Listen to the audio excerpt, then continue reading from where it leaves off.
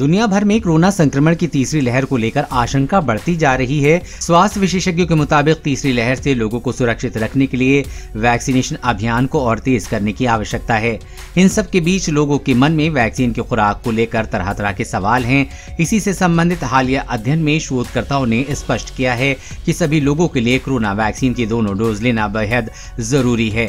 संक्रमण से सुरक्षित रखने में दूसरी डोज से बनी मजबूत एंटीबॉडीज महत्वपूर्ण भूमिका निभा सकती हैं।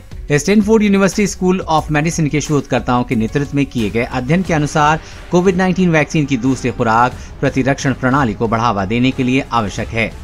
कोरोना संक्रमण से सुरक्षित रहने के लिए सभी लोगों को वैक्सीन की दूसरी खुराक जरूर लेनी चाहिए। दूसरी डोज को किसी भी हाल में छोड़ा नहीं जाना चाहिए। अध्ययन में वैज्ञानिकों ने ये जानने की कोशिश की है कि वैक्सीन की दूसरी डोज प्रतिरक्षा प्रणाली को किस प्रकार से प्रभावित कर सकती है और कोरोना से सुरक्षा देने में इसकी क्या भूमिका हो सकती है। आइए इस बारे में विस्तार से जानते हैं। इस अध्ययन के लिए शोधकर्ताओं ने कोविड वैक्सीन ले चुके 56 लोगों के ब्लड सैंपल का परीक्षण किया। इस सैंपल के आधार पर शरीर में बनी एंटीबॉडीज की मात्रा, प्रतिरक्षक संकेतात्मक प्रोटीन के स्तर और जीनोम का परीक्षण किया गया।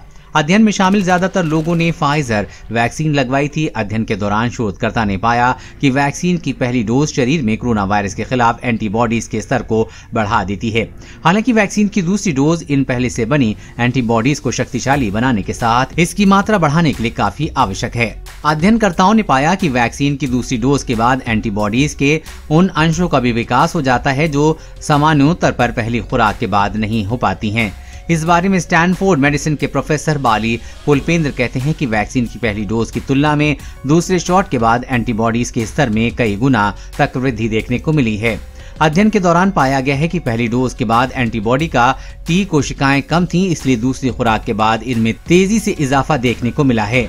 टी कोशिकाओं को किलर कोशिकाओं के रूप में जाना जाता है, जो शरीर में संक्रमित कोशिकाओं को ढूंढकर उन्हें नष्ट कर देती हैं। इससे संक्रमण पूरे शरीर में नहीं फैल पाता है। प्रोफेसर बाली पुलेंद्र कहते हैं कि वैक्सीन की दूसरी खुराक फर्स्ट रिस्पॉन्डर कोशिकाओं को भी बढ़ावा देने में काफी सहायक पाई गई है। वैक्सीन की पहली डोज के बाद जहां इन कोशिकाओं की मात्रा केवल 0.01% थी, उसी में दूसरी डोज के बाद करीब 100 गुना तक बढ़ोतरी देखी गई है। ये कोशिकाएं वायरल संक्रमण के खिलाफ व्यापक सुरक्षा प्रदान करने में विशिष्ट रूप से सक्षम होती हैं। इस आधार पर भी हम कह सकते हैं कि सभी लोगों को वैक्सीन की दूसरी डोज हर हाल में लेनी चाहिए। क्या है अध्ययन के निष्कर्ष? अध्ययन के निष्कर्ष में पुलेंद्र और उनकी टीम का कहना है कि कोरोना के जिस तरह के म्यूटेड और अपेक्षाकृत अधिक घातक वेरिएंट सामने आ रहे हैं, ऐसे में इन्हें बचाव के लिए शरीर में मजबूत एंटीबॉडीज का होना काफी जरूरी हो जाता है। शरीर में एंटीबॉडीज तभी मजबूत हो पाएगी जब सभी लोग कोविड वैक्सीन की दूसरी डोज लेंगे। कोरोना की तीसरी लहर में सुरक्षित रखने के वैक्सीन की दूसरी डोज की भूमिका काफी महत्वपूर्ण मानी जा रही है। कोरोना वायरस और कोरोना वैक्सीन से जुड़ी हर अपडेट पाने के लिए चैनल को सब्सक्राइब करें।